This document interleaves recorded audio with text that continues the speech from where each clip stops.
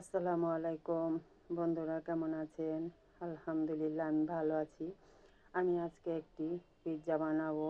তাই আমি একটি পিৎজার জন্য যতটুকু পরিমাণে ময়দা লাগে ওটাই আমি নিয়ে নিয়েছি। এখানে কোনো পরিমাপ করিনি।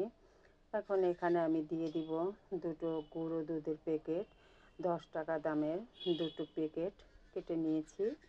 প্যাকেটের দুধগুলো দিয়ে দিব, দুটোটাই দিয়ে দিব। এখন এটা দেওয়ার পরে দিয়ে দিব ইস্ট পরিমাণ মতন। এখানে আছে 1 টেবিল চামচ ইস্ট দিয়ে দিলাম। দিয়ে দিব স্বাদ মতন লবণ, আর দিয়ে দিব একটু চিনি। আমি 1.5 টেবিল চামচ চিনি দিয়ে দিলাম, 1.5 টেবিল চামচ থেকে একটু কমই। এখন আমি এটা হাতে ভালো করে মিশিয়ে নিব। আর এখানে ডোটা বানাবো, হালকা কুসুম গরম পানি দিতে হবে, ঠান্ডা পানি দিলে হবে না। তাই আমি হালকা কুসুম গরম পানিটা দিয়ে দেব। এখন আমি অল্প অল্প করে পানি দিয়ে ভালো করে মেখে নিব। একেবারে পানি দেওয়া যাবে না। দেখুন, আমি এটা ভালো করে একটু মেখে নিয়েছি। কতটা নরম করে মেখেছি দেখুন। এখন এটা আমি একটা ভালো করে ডো বানিয়ে ঢেকে রেখে দিব। আর বেশি সময় নেই ইফতারের সময়, সেজন্য আমি 15 থেকে 20 মিনিট আমি রেখে দিব। সবচেয়ে ভালো আর যদি আধা ঘন্টা রাখা যায় বা 1 ঘন্টা। এখন আমি পরিমাণ মতন মাংস নিয়েছি। এখানে মাংসটা একটু পাতলা পাতলা করে কেটে নিচ্ছি। এখানে এখন দিয়ে দিব আমি একটু গোলমরিচের গুঁড়ো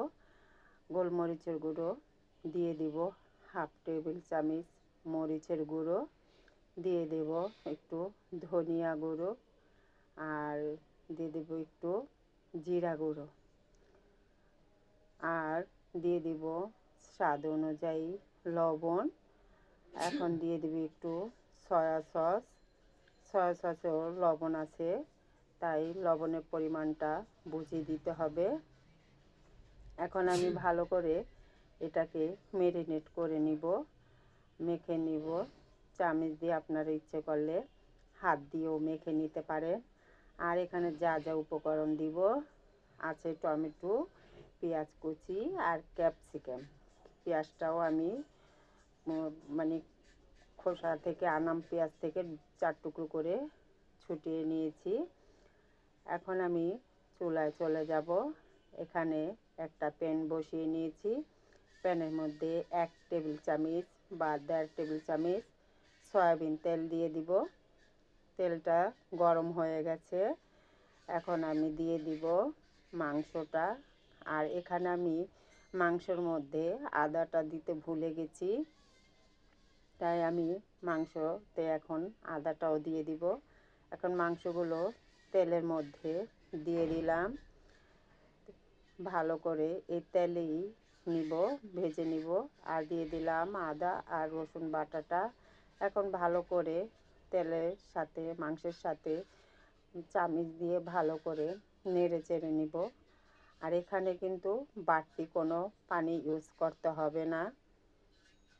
দেখুন, এখন আমি এটা ঢেকে রেখে দিব। আর কতটা পানি উঠেছে ওই পানিটুকুতেই কিন্তু হয়ে যাবে, আর কোনো বাড়তি পানি লাগবে না। দেখুন, মাংসটা কিন্তু ভাজা ভাজা হয়ে গেছে। এখন আমি মাংসটা উঠিয়ে নিব। দেখুন, মাংসের কালারটাও কিন্তু কত সুন্দর হয়েছে। এই যে মাংসগুলো উঠিয়ে নিলাম। এখন আমি যে ডোটা বানিয়ে রেখেছি দেখি কতটুকু পরিমাণে ফুলে উঠেছে। কারণ সময় কম, তাই আমি অল্প সময়ের মধ্যেই বানাচ্ছি। তারপরও মোটামুটি ভালোই ফুলে উঠেছে।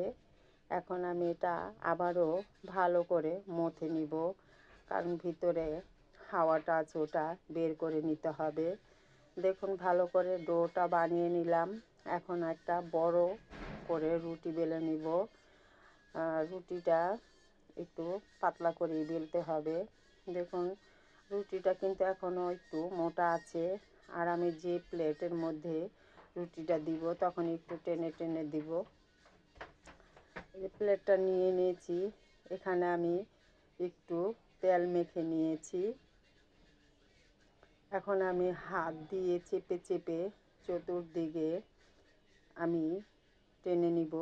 এখন দেখুন নিয়েছি, এখন কাঁটা চামচ দিয়ে সব জায়গায় ছিদ্রযুক্ত করে দিব।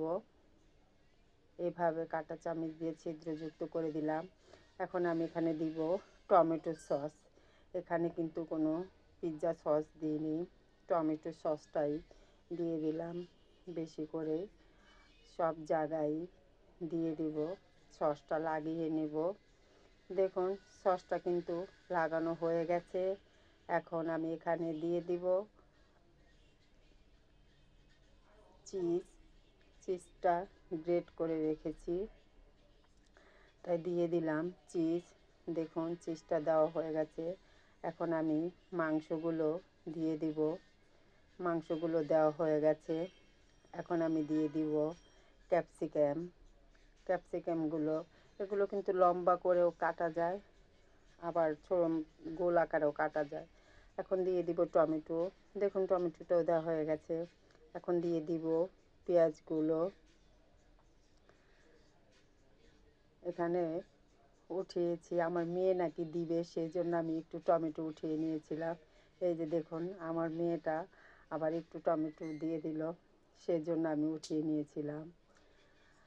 এখন আমি দিয়ে দিব পেঁয়াজটাও এইভাবে নিয়েছি। এখন পেঁয়াজটা দিয়ে দিব। দেখুন পেঁয়াজটাও কিন্তু দেওয়া হয়ে গেছে। এখন আমি কড়াইতে বসিয়ে দিব। এখানে আমার ওভেন নাই, তা ওভেন ব্যবহার করতেছি না, আমি চুলার মধ্যেই পেস্টটাই করবো। আর এখানে একটু চিলি ফ্লেক্স দিয়েছি। চিলি ফ্লেক্সটা আমি নিজেই গুঁড়ো করে নিয়েছি, তো ওটা দিয়ে দিলাম। আর কাঁচামরিচটা ইউজ করি নেই, কারণ কাঁচামরিচ হয়তো বা আমার মেয়ে বলে যে মা ঝাল খেতে পারবো না, সেজন্য কাঁচামরিচটা দিইনি। এখন আমি চুলায় একটা কড়াই বসিয়ে নিয়েছি, আর কড়াইতে একটা স্ট্যান্ড দিয়েছি।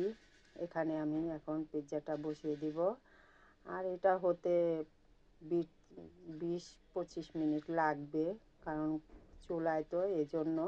এখন আমি এটা ঢেকে রেখে দিব। দেখুন ঢাকনাটা উঠিয়ে কীরকম হয়েছে পিৎজাটা। ঢাকনাটা উঠিয়ে দেখলাম মাশাআল্লাহ, আলহামদুলিল্লাহ, আমার এই প্রথম পিৎজা বানানোটাও অনেক সুন্দর হয়েছে। দেখুন এখন এই পিৎজাটা আমি নামিয়ে নিব। আমি এখন একটা খুরচুন দিয়ে উঠিয়ে আমি একটু ঠান্ডা করতে দিব। দেখুন পিৎজাটা কিন্তু নামিয়ে নিলাম। দেখুন এখন পিৎজাটা আমি উঠিয়ে নিলাম, দেখাচ্ছি কত সুন্দর হয়েছে। ঘরোয়া কিছু উপকরণ দিয়ে বানানো। এখন আমি এটা একটু ছুরি দিয়ে দেখাচ্ছি, এক স্লাইস কেটে দেখাচ্ছি। এই দেখুন আমি এক পিস কেটে নিয়েছি।